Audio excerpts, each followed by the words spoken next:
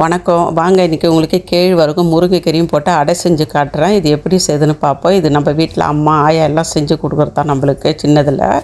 இதுக்கு வந்து தேவையான அளவு வெங்காயம் எடுத்துக்கிறேன். ஒரு 6-7 சின்ன வெங்காயம் எடுத்துக்கிறேன். இந்த வெங்காயத்தை நல்லா பொடியாக இந்த மாதிரி வெட்டி எடுத்துக்கோங்க. பொடியாக வெட்டுருந்த ஆனால் இந்த அடைக்கு இந்த மாதிரி சின்ன வெங்காயம் போட்டு செஞ்சால் தான் ரொம்ப நல்லாயிருக்கும். நீங்கள் செஞ்சு பாருங்கள். இப்போ இதுக்கு 3 பச்சை மிளகாய் எடுத்துக்கிறேன். உங்களுக்கு தேவைப்பட்டாக்கா நீங்கள் அதிகமாக காரம் கூட எடுத்துங்க.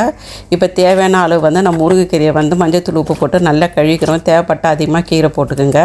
இப்போ 2 கப்பு நான் கேழ்வரகு மாவு எடுத்துக்கிறேன். 2 டேபிள் ஸ்பூன் உளுந்து மாவு எடுத்துக்கிறேன். உளுந்து மாவுனா எங்கள் ஆயா போட மாட்டாங்க. இதை நான் என் பிள்ளைங்களுக்கோசரம் நான் போடுறேன்.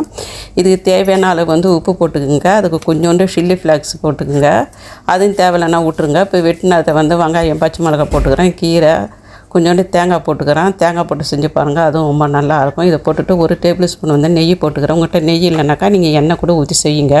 இப்போ இதை செஞ்சுட்டு இப்போ இதில் கொஞ்சம் கொஞ்சமாக தண்ணி ஊற்றி பிசைஞ்சிக்குங்க. தண்ணி எடுத்தவொன்னே ஊற்றிடாதீங்க. கொஞ்சம் கொஞ்சமாக ஊற்றி இந்த மாவை நல்லா பிசைஞ்சு எடுத்துக்கோங்க. இப்போ நல்லா பிசைஞ்சு எடுத்துக்கினா இப்போ உங்களுக்கு பார்க்கக்குள்ளே தெரியும் மாவோடைய அளவு. இதை அப்படியே ஒரு 10 நிமிஷம் அப்படியே வச்சுருங்க. இப்போ ஒரு 10 நிமிஷம் முடிஞ்சிடுச்சு. இப்போ மறுபடியும் அந்த மாவை எடுத்து நல்லா பிசைஞ்சு இந்த மாவை பிசைஞ்சிட்டு இப்போ இதை நல்லா சின்ன சின்ன உருண்டையாக உருட்டிக்கிட்டு ஒரு பிளாஸ்டிக் பேப்பரில் எண்ணெயை தடவிக்கிறேன். எண்ணெயை தடவிட்டு உருட்டுண்டை இந்த மாதிரி தட்டையாக ஆக்கிக்குங்க.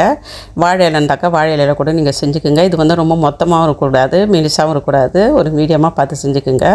தோசை சட்டியில் நான் எண்ணெய் ஊற்றி செய்கிறேன். நீங்கள் நெய் வேணாலும் கூட ஊற்றிக்குங்க. இது அனல் அதிகமாக இருக்கக்கூடாது, ரொம்ப சிறு அனலில் வச்சு வேக வைக்கணும். அப்போ தான் நல்லா அந்த முருங்கைக்கீரை அந்த கேழ்வரகு மாவுனா நல்லா வெந்து வரும். இந்த மாதிரி இப்போ உருட்டி வச்சுக்கிற எல்லாத்தையும் தட்டையாக்கி நல்லா கேழ்வரகு மாவு அடையை சுட்டி எடுத்துக்கிறேன். பாருங்கள், அருமையான முருங்கைக்கீரை கேழ்வரகு அடை இவ்வளோ அருமையாக இருக்குன்னு.